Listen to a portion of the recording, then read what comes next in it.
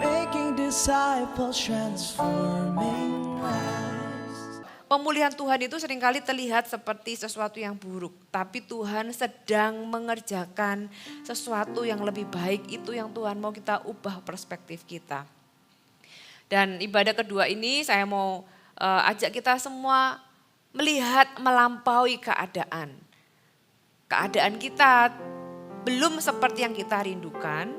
Tapi bukan berarti kehidupan kita tuh akan seperti itu terus. Kita bisa melihat melampaui keadaan, ada janji-janji Tuhan, itulah yang membuat kita tidak tinggal atau terpuruk dalam situasi yang seolah-olah akhir dari semuanya. Kita bisa melihat melampaui keadaan kita hari ini. Dan yang ibadah ketiga saya kasih judul memberikan ruang untuk Tuhan bekerja. Karena seringkali yang membuat kita tidak bisa mendapatkan janji Tuhan atau kita tidak dipulihkan adalah kita itu menutup ruang untuk Tuhan bekerja.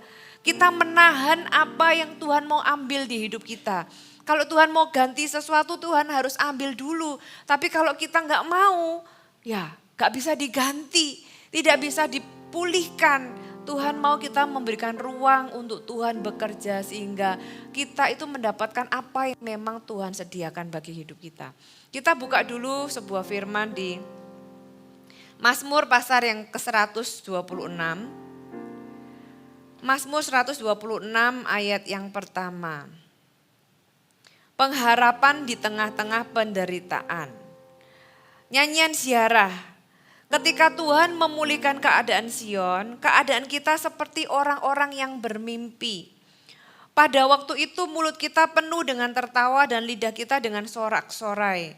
Pada waktu itu berkatalah orang di antara bangsa-bangsa, Tuhan telah melakukan perkara besar kepada orang-orang ini. Tuhan telah melakukan perkara besar kepada kita, maka kita bersukacita. Pulihkanlah keadaan kami ya Tuhan, seperti memulihkan batang air kering di tanah Negeb. Orang-orang yang menabur dengan mencucurkan air mata akan menuai dengan bersorak-sorai. Orang yang berjalan maju dengan menangis sambil menabur benih, pasti pulang dengan sorak-sorai sambil membawa berkas-berkasnya. Ada sebuah mazmur yang ditulis dan ditulis ini dikatakan ketika Tuhan memulihkan keadaan Sion. Kata memulihkan ini sendiri sebenarnya menjelaskan sebuah keadaan yang buruk sebelumnya dan diubah menjadi lebih baik. Makanya judulnya adalah pengharapan di tengah-tengah penderitaan. Ini ditulis menjelaskan dua hal. Bisa ketika orang Israel itu kembali dari tanah di mana mereka dibuang, di tanah Babel, kemudian mereka kembali. Masa-masa di mana mereka mengalami sesuatu yang buruk sekian lama sampai mereka itu merindukan tanah air mereka. Mereka itu seperti dibuang jauh, kehilangan apa yang selama ini mereka biasa lakukan, hidupi gitu ya, tinggal di rumah yang nyaman bersama dengan keluarga, tiba-tiba harus terpisah dengan keluarga, tinggal di negara asing yang mereka nggak suka, sekian tahun, 70 tahun mereka rindu tanah air mereka. Sampai satu titik Tuhan membawa mereka kembali, mereka tuh happy-nya dan mereka menunggu-nunggu kapan itu terjadi, sampai di titik itu terjadi mereka begitu bahagia.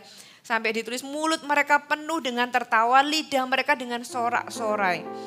Dan mereka berkata bahwa Tuhan mengerjakan perkara yang besar. Pemulihan adalah perkara yang dikerjakan Tuhan di dalam kehidupan kita. Dan itu adalah perkara besar.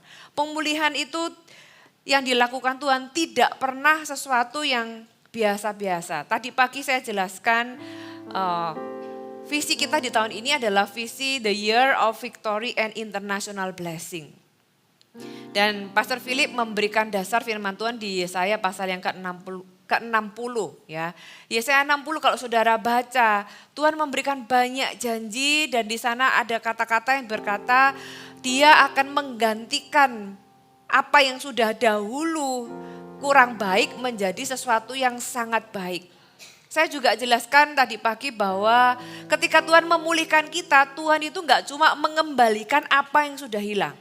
Tapi Tuhan itu memberikan berkali lipat. Saya kasih contoh Ayub. Ayub ketika dia kehilangan semuanya gitu ya kecuali istrinya. Itu seperti sebuah langit bagi penderitaan manusia. Sebuah siling di mana dalam satu waktu semuanya tiba-tiba hilang. Ya, tadi saya cuma bacain Ayub yang pertama, Ayub yang pasal yang kedua itu ditambahin lagi, Ayub sendiri mengalami rasa sakit yang sedemikian rupa sampai seluruh tubuhnya itu dia garuk sampai berdarah-darah. Saudara pernah nggak rasa sakit gatel yang Anda coba lakukan apapun itu nggak sembuh-sembuh, bahkan gatelnya itu harus sampai dilukai tapi tetap gatel. Itu annoying saudara, itu benar-benar kalau saudara pernah gatel, kemudian Anda pernah garuk terus gak sembuh, wah itu gak enak sekali. Bukan cuma sakit tapi menjengkelkan gitu ya. Dan Ayub hidup dengan seperti itu. Di dalam kondisi dia itu berduka, kehilangan semuanya di satu waktu. Di dalam proses dia melewati masa-masa itu, dia sendiri dimurnikan oleh Tuhan hatinya. Dia mengalami Tuhan secara pribadi. Mungkin dia mengalami titik terendah dalam kehidupannya. Tapi di titik terendah itu dia ketemu Tuhan. Dia ketemu siapa Allah yang selama ini dia cuma dengar dari pengajaran, dari orang lain. Tapi di titik terendah itu dia ketemu dengan pribadi Tuhan. Di situ dia benar-benar kenal Tuhannya.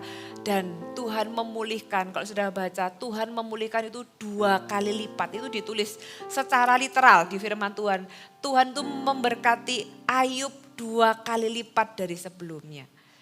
Jadi kalau Tuhan mengganti itu, kalau Tuhan memulihkan itu enggak kaleng-kaleng. Tuhan kalau memulihkan itu enggak sekedar apa yang hilang diganti dengan sesuatu yang sama seperti apa yang hilang. Tuhan itu kalau memulihkan, dia benar-benar memulihkan, menggantinya berkali-kali lipat. Di Yesaya pasal 60 dikatakan sebagai ganti batu Tuhan ganti dengan tembaga. Sebagai ganti perak Tuhan ganti dengan emas. Apa yang hilang di masa lalu. Saudara, hari ini di tahun yang baru ini saya berdoa Anda mendapatkan apa yang hilang di masa lalu dengan cara yang ajaib dan berkali-kali lipat. Yang percaya katakan amin. Ya, kita buka di Hagai pasal yang kedua ayat yang ke-7 sampai 9. Hagai pasal yang kedua ayat yang ke-7 ditulis demikian. Aku akan menggoncangkan segala bangsa sehingga barang yang indah-indah kepunyaan segala bangsa datang mengalir. Aku akan memenuhi rumah ini dengan kemegahan firman Tuhan semesta alam. Punya kula perak, punya kula emas, demikianlah firman Tuhan alam. Semesta alam. Adapun rumah ini kemegahannya yang kemudian akan melebihi kemegahannya yang semula. Firman Tuhan semesta alam, dan di tempat ini aku akan memberi damai sejahtera. Demikianlah firman Tuhan semesta alam. Saudara, ini adalah janji ketika Tuhan memulihkan bait suci yang sudah roboh, bait suci Salomo yang sudah roboh. Karena orang Israel berbalik dari Tuhan sampai mereka dibuang ke pembuangan. Kitab Hagai ini adalah kitab yang ditulis ketika orang Israel kembali membangun bait suci. Dan sekali lagi dijelaskan bahwa ketika Tuhan memulihkan, selalu ada kata melebihi, lebih baik, lebih besar, lebih megah. Kehidupan Anda di tahun ini dan tahun-tahun yang akan datang, saudara bisa percaya bahwa kalau dahulu Anda mengalami sesuatu yang buruk, Tuhan bisa mengembalikan dan bahkan memberikan yang jauh lebih baik. Katakan amin. Kehidupanmu yang lama, ya di Yesaya pasal 60 ditulis, kalau dahulu kamu mengalami sesuatu yang buruk, maka Tuhan akan memulihkan dan Anda akan bukan hanya menikmati yang lebih baik, tapi seperti kayak extremely sebaliknya. Kalau dulu buruk, sekarang itu jauh, bukan cuma lebih baik, tapi jauh sangat baik. Dan itulah Tuhan kita. Seringkali Tuhan jarang ditampilkan sebagai Allah yang demikian. Allah yang penolong iya, Allah yang setia iya, Allah yang baik iya. Tapi definisi baik kadang-kadang kurang spesifik. Tapi pagi hari ini, siang hari ini saya mau Anda kenal sisi Tuhan yang satu ini. Sisi Tuhan yang memulihkan umatnya dan dia itu sangat mau memulihkan kita. Tapi Tuhan itu ketika memulihkan Pemulihan itu adalah sebuah proses, bukan sebuah peristiwa. Bukan kejadian tertentu, oh Tuhan pulihkan, tapi sebuah proses. Karena itu sebuah proses yang seringkali gak langsung terlihat seketika. Itu membuat kita kadang-kadang suka bertanya-tanya, beneran gak sih? Ini ujungnya apa? Disitulah kita butuh yang namanya iman. Ya, Mazmur 126 tadi ditulis ketika Tuhan memulihkan keadaan Sion, orang-orang akan bersuka cita mulut penuh dengan tawa. Tapi kalau sudah baca ayat berikutnya, kok ada tulis lagi, Tuhan pulihkanlah kami. Loh, bukannya ayat yang pertama tadi sudah ditulis ketika Tuhan memulihkan Sion, mereka sudah ketawa. Tapi kenapa di ayat-ayat setelahnya masih ditulis, pulihkanlah kami. Ternyata pemulihan itu step by step. Pemulihan itu bertahap. Pemulihan itu bukan mujizat yang instan. Pemulihan itu butuh waktu dan butuh proses. Oleh sebab itu poin yang pertama yang saya mau kita semua belajar hari ini adalah mempercayai proses Tuhan. Atau lebih lengkapnya lagi mempercayai proses pemulihan Tuhan. Kita aja nih ya kalau habis dioperasi butuh waktu enggak buat proses. Tubuh kita butuh recovery. Tubuh kita butuh waktu untuk recovery. Di dalam kehidupan kita apapun yang pernah hancur di masa lalu itu butuh yang namanya pemulihan dan pemulihan itu butuh waktu. Di dalam mempercayai proses Tuhan, bagian di dalamnya adalah mempercayai waktu Tuhan. Ya, terkadang kita itu Tuhan membiarkan kita ada dalam season di mana kita tuh kehilangan, kita berduka, kita kehilangan. Kadang-kadang kita bisa menyalahartikan Tuhan, aku salah apa? Aku ini dihukum apa gimana? Aku ini dan sebagainya. Kalau Tuhan mengingatkan Anda sebuah dosa, Anda hanya perlu bertobat sungguh-sungguh. Setelah itu saudara, Anda bisa bangkit kembali. Karena firman Tuhan katakan ketika umatku bertobat gitu ya. Ketika umatku berdoa dan merendahkan diri, maka aku akan memulihkan. Pemulihan itu pasti terjadi. Sesuatu yang Anda tidak perlu ragukan. Itu iya enggak ya. Itu pasti terjadi.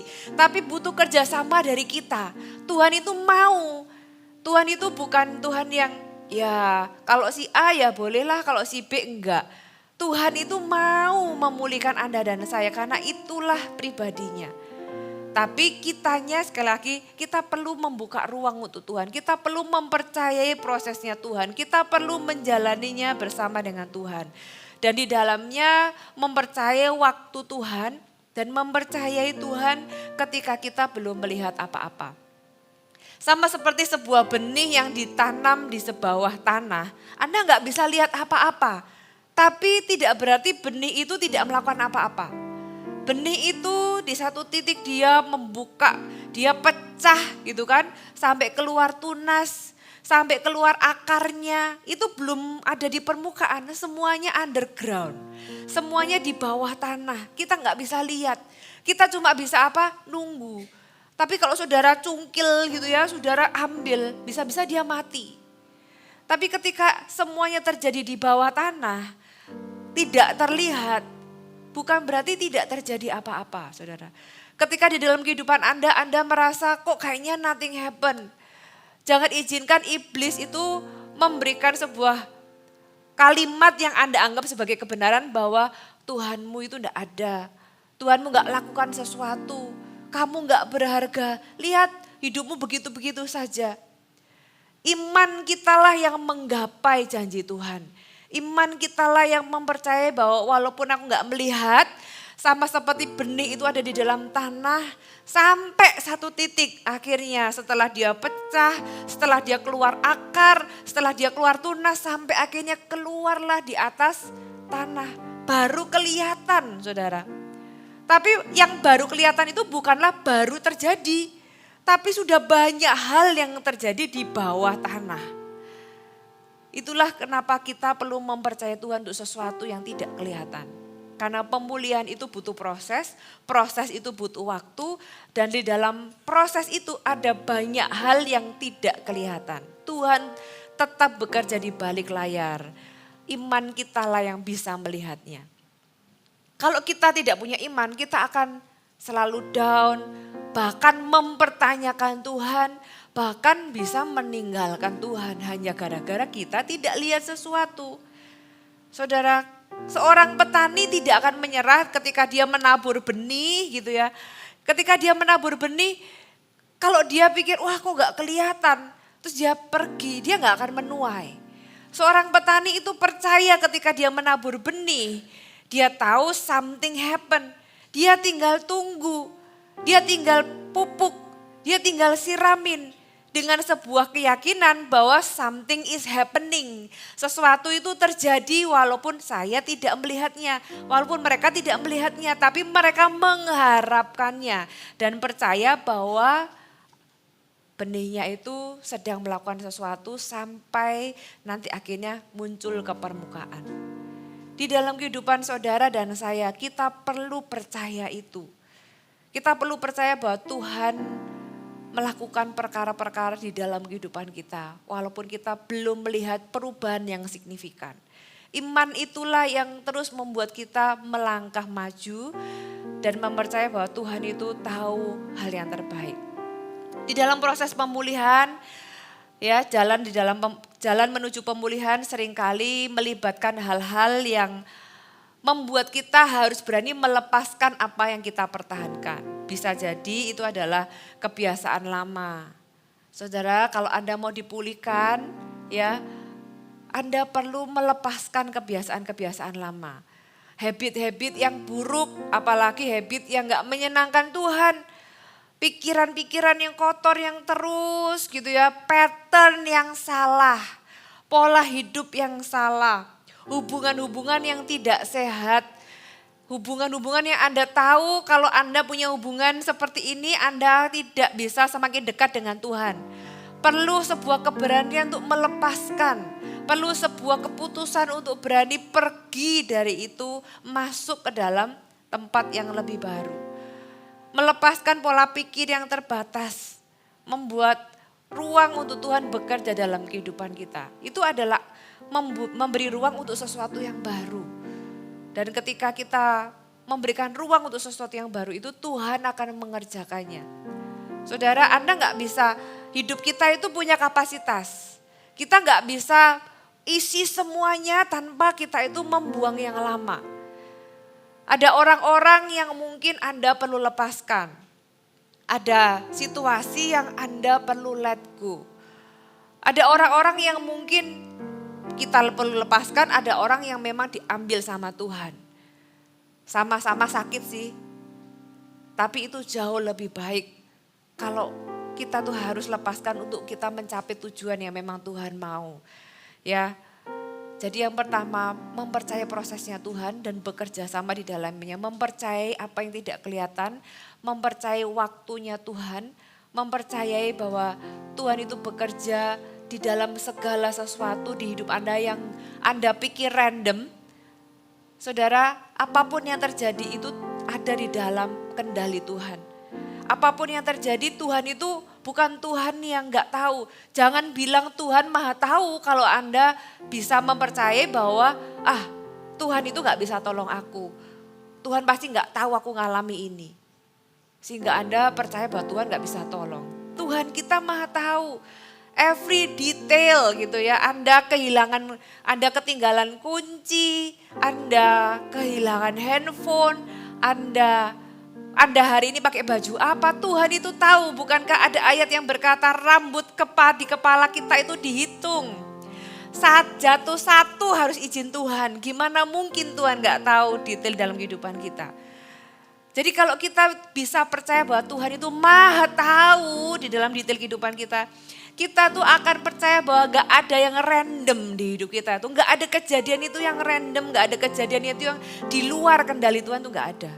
Dan kalau semuanya itu atas sepengetahuan Tuhan, bukankah kita bisa tenang dan percaya bahwa Tuhan pegang kendali? Kita aja yang perlu kerjasama. Tuhan, buat aku punya hati yang percaya sama Tuhan. Melalui semua ini, buat aku punya keputusan-keputusan yang benar di dalam aku menjalani proses ini. Yang kedua, serahkan kendali kita ke tangan Tuhan. Ya, kepercayaan tidak hanya sekedar mempercayai Tuhan sedang bekerja, tapi juga kita menyerahkan kendali. Berapa banyak dari kita itu ingin memegang kontrol. Sama seperti Abraham.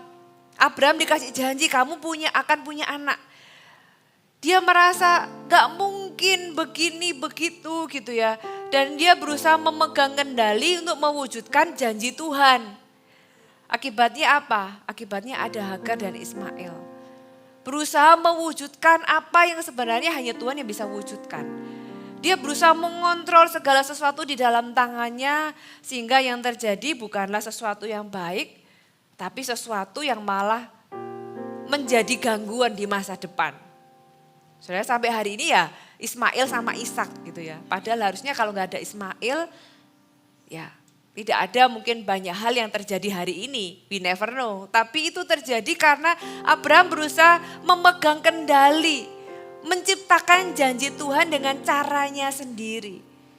Saudara, mempercayai Tuhan adalah satu hal, mempercayai prosesnya Tuhan, tapi kita juga harus belajar menyerahkan kendali ke tangan Tuhan. Menyerahkan kendali bukan berarti kita itu menyerah kemudian ya udah pasrah, pasif, nggak mau tahu, bukan. Tapi kita itu bisa menerima kondisi kita gitu ya. Dan bekerja sama dengan Tuhan. Percaya bahwa ketika kita berserah bukan berarti menyerah. Berserah berarti menerima kondisi kita. Dan mempercayai bahwa Tuhan itu akan mengerjakannya untuk kebaikan kita, saudara. Dan kita juga perlu mengubah perspektif kita ketika kita menyerahkan kendali ke tangan Tuhan. Ubah perspektif kita. Kita bisa melihat bahwa apa yang kita pikir itu hilang, ternyata itu adalah awal yang baru. Apa yang kita pikir itu akhir, ternyata itu adalah bab yang baru. Saudara, kalau ada orang-orang yang hilang di dalam kehidupan kita, itu adalah salah satu bab aja yang sudah selesai. Kita ada episode yang baru, kita ada babak yang baru, kita ada bab yang baru. Di dalam Tuhan selama kita masih bernafas, bab buku hidup kita tuh belum selesai.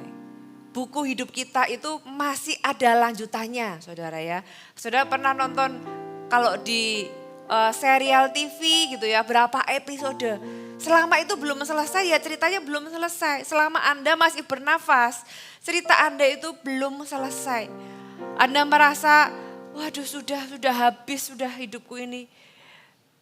Dan end of your life itu didefinisikan oleh kejadian tertentu.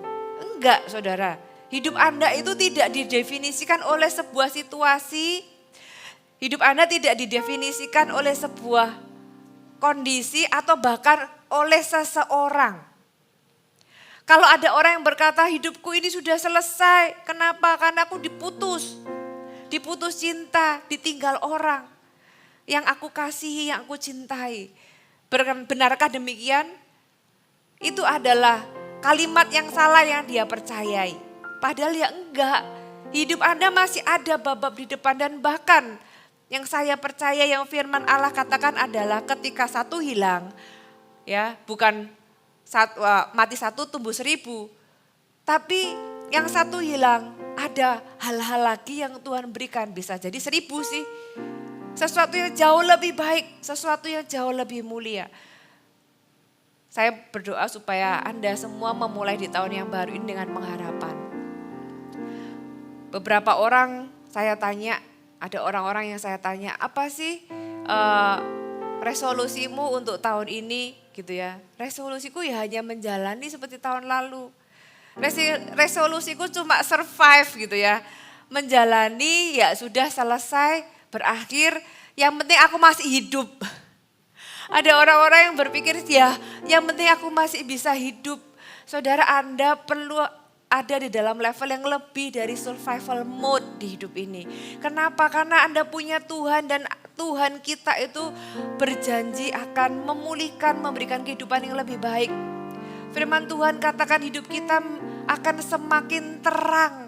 Berarti grafik hidup kita kalau mau turun naiknya itu lebih tinggi dari sebelumnya. Mau turun lagi naik yang lebih tinggi dari sebelumnya. Itu hidup yang Tuhan janjikan di dalam Tuhan Yesus. Jadi kalau Anda grafiknya turun, saudara, Anda jangan menyerah. Anda tidak di ending segala sesuatu. Ketika ada di paling bawah, satu-satunya jalan cuma ke atas. Kalau Anda di lembah yang paling bawah, sebuah kebenaran menarik dari lembah adalah berarti di kanan kiri Anda itu ada gunung. Makanya disebut lembah. Kalau Anda ada di paling bawah, hidup Anda itu pasti naik. Itu di dalam Tuhan. Hanya orang yang di luar Tuhan, yang gak punya Tuhan, yang gak punya janji Tuhan, yang tinggal di dalam lembah terus-terusan. Tapi kalau kita punya Tuhan, Anda orang Kristen, Tuhan itu janji, aku akan memulihkan kehidupanmu. Dan janji itu pasti tergenapi bagi setiap orang yang mau percaya. Grafiknya itu akan naik. Mau ada goncangan lagi, mau ada badai lagi, mau turun lagi, akan naik lagi lebih tinggi dari sebelumnya. Saudara bisa lihat hidupmu harus seperti demikian. Ketika kita pegang janji Tuhan dan kita menyerahkan kendali ke tangan Tuhan. Perspektif kita harus berubah. Kepercayaan kita mengalihkan fokus kepada masalah, dari masalah kepada janji Tuhan. Kita fokus kepada masalah, kita lupa bahwa kita punya Tuhan. Kita lupa kalau ada janji Tuhan. Saudara, apa yang membuat Abraham itu pada akhirnya dia mendapatkan apa yang dijanjikan walaupun dia sempat salah. Akhirnya dia tahu bahwa Tuhan yang berjanji, Tuhan yang akan menggenapi. Apa yang dia lakukan adalah dia percaya. Ya, dia menyerahkan kendali ke dalam tangan Tuhan. Dan di dalam masa menanti itu apa yang dikembangkan dari Abraham adalah dia menanti dengan sabar. Kalau saudara baca di Roma pasal yang ke-8 kalau nggak salah. Dikatakan Abraham itu menanti dengan kesabaran. Iman itu salah satu yang dikembangkan karakter oleh iman adalah kesabaran.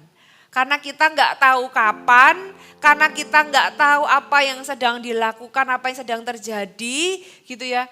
Iman itu mengembangkan yang namanya kesabaran menanti janji Tuhan.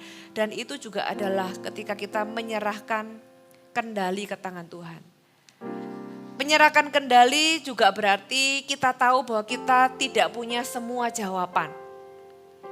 Gak ada orang yang bisa menjawab semua pertanyaan di hidup ini termasuk saya. Gak ada orang yang bisa menjawab semua teka-teki di hidup ini. Saudara, kita gak punya semua jawabannya.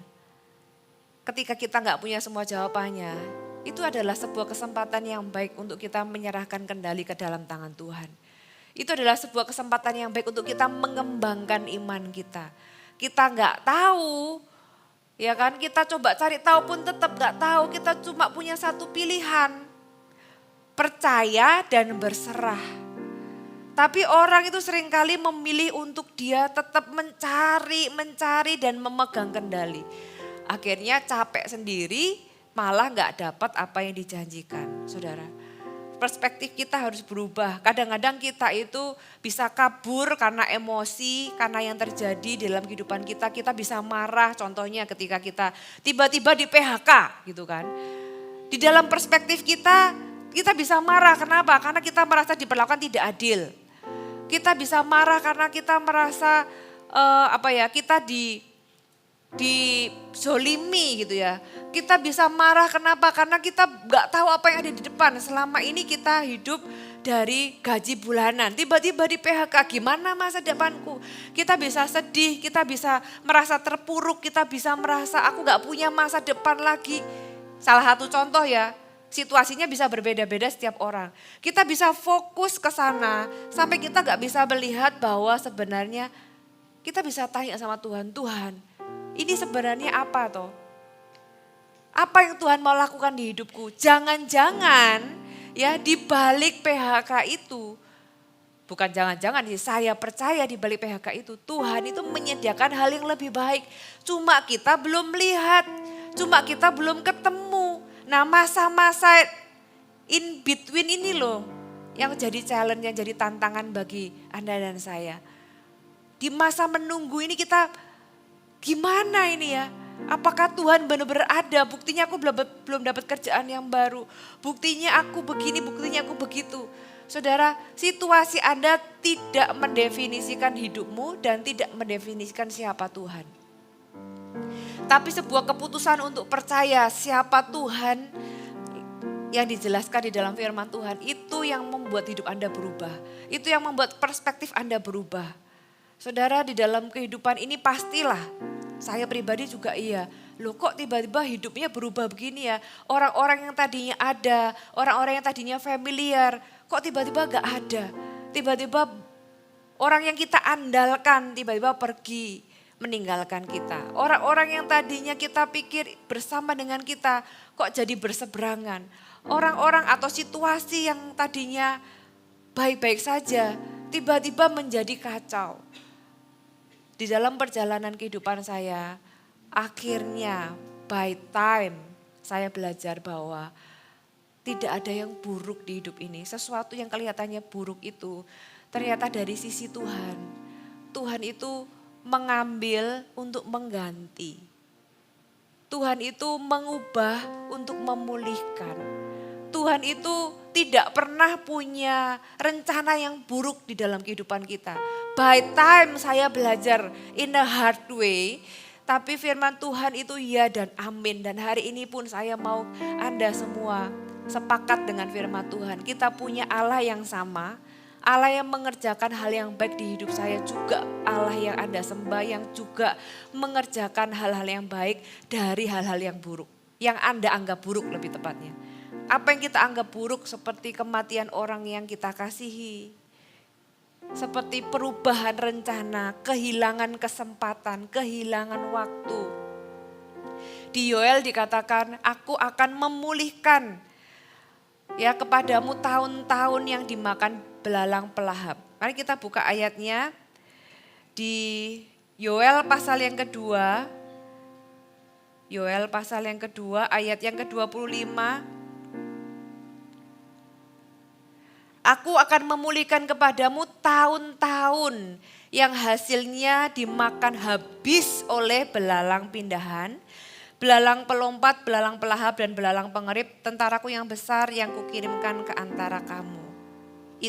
Sampai ini aja. Belalang pindahan, pelompat, pelahap, pengerip itu macam-macam. Macam-macam bentuknya dan macam-macam yang dimakan. Ada mungkin situasi kita, mungkin hubungan kita, mungkin keuangan kita, mungkin kesehatan kita gitu ya. Itu macam-macam dari sisi berbagai sisi. Dan dikatakan memulihkan tahun-tahun yang hasilnya dimakan habis. Berarti Tuhan itu bukan hanya memulihkan apa yang hilang, tapi memulihkan tahun-tahun yang hilang. Ada masa-masa di hidup kita itu bisa kelihatannya gak produktif, masa-masa di dalam kehidupan kita itu hilang gara-gara sebuah masalah.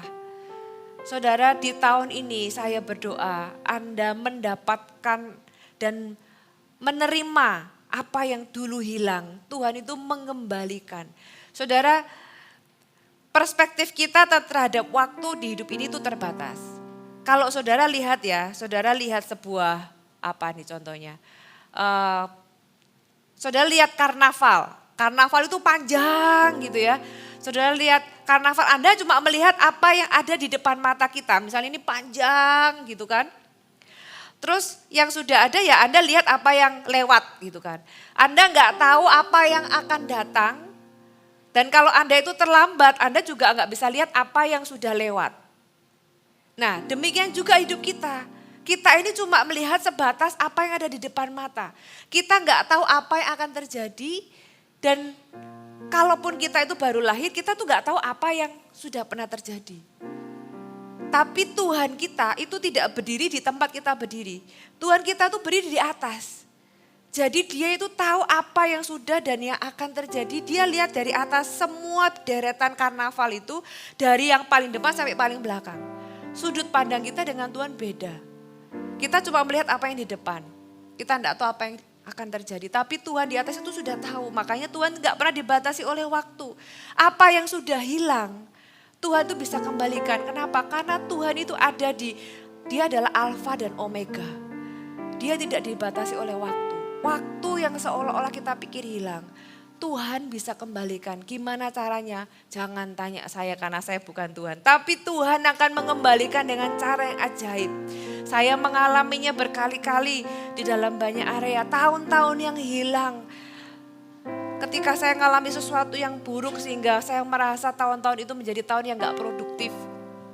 Mungkin ketika saya kehilangan orang tua saya mengalami masa-masa depresi. Saya pernah mengalami itu dan saya merasa gak produktif. Tapi satu kali ketika Tuhan itu pulihkan, apa yang harusnya misalnya di tahun itu saya hasilkan 100 gitu ya. Tapi karena sebuah pengalaman yang buruk yang membuat saya terpuruk, saya cuma hasilkan 10, berarti saya hutang 90 dong. Gitu ya, di tahun dimana Tuhan pulihkan, dimana harusnya 100 di tahun itu, Tuhan itu kembalikan yang 90 itu jadi 900. Sudah tahu ceritanya Simpson? Simpson ketika dia menjalani kehidupannya sebagai nasir Allah, dia mengalahkan orang Filistin, dia adalah waktu itu mungkin Hulk yang tahu ya, Avenger yang Hulk hijau itu di zaman Alkitab itu ada loh sungguhan, itu Simpson. Tiba-tiba kalau dia marah gitu, dia bisa jadi Hulk. Satu orang bisa habisi ratusan orang hanya dengan rahang keledai. Kemudian satu kali dia jatuh karena dengan Delila, dia kehilangan matanya, dia kehilangan rambutnya. Dia bertobat sungguh-sungguh. Pemulihan itu terjadi ketika kita benar-benar merendahkan diri dan bertobat sama Tuhan. Tuhan itu pulihkan. Tuhan kasih kesempatan satu kali dia menghancurkan orang Filistin. Kalau saudara baca di kitab Hakim-Hakim. Ketika dia jadi pelawak gitu kan. Terus dia tanya mana pilar gedung ini. Dia kekuatannya pulih karena dia bertobat sungguh-sungguh Tuhan kasih. Dia Tuhan pulihkan kekuatannya, dia hancurkan gedung itu dan Alkitab mencatat. Apa yang orang Filistin yang mati ketika Simpson itu di akhir hidupnya. Itu jauh lebih banyak dibanding ketika Simpson hidup sebelum dia terakhir itu ya, diakumulasi. Jadi satu kali di belakang itu jauh lebih banyak daripada sepanjang ini tuh diakumulasi. Saudara, itu kalau Tuhan pulihkan itu kayak gitu. Jadi Tuhan bisa memulihkan tahun-tahun Anda yang sudah hilang. Masuk tahun ini ayo kita punya pengharapan di dalam Tuhan. Jangan masuk tahun ini dengan begitu saja padahal ada banyak perkara baik yang Tuhan mau kerjakan tapi kita gak punya iman. Ingat bahwa cara satu-satunya iblis untuk membuat kita kehilangan berkat adalah dia membuat kita gak punya iman. Firman Allah yang Anda dengar, katakan firman Tuhan adalah, firman Tuhan katakan iman itu muncul dari pendengaran akan firman Kristus. Dan firman Tuhan hari ini saya berdoa tuh memunculkan iman bagi Anda. Iman yang mempercayai bahwa Tuhan akan memulihkan hidupmu. Iman yang mempercayai bahwa Tuhan bekerja walaupun kelihatannya tidak kelihatan. Tidak kelihatan di permukaan. Iman yang mempercayai bahwa Tuhan punya masa depan yang lebih baik bagi Anda. Iman itu yang akan membuat apa yang Anda harapkan terjadi sungguh-sungguh. Amin. Poin yang ketiga yang terakhir. Ada berkat tidak terduga di dalam pemulihan. Saudara, aspek indah lain dari pemulihan Tuhan adalah ada berkat-berkat yang tidak terduga.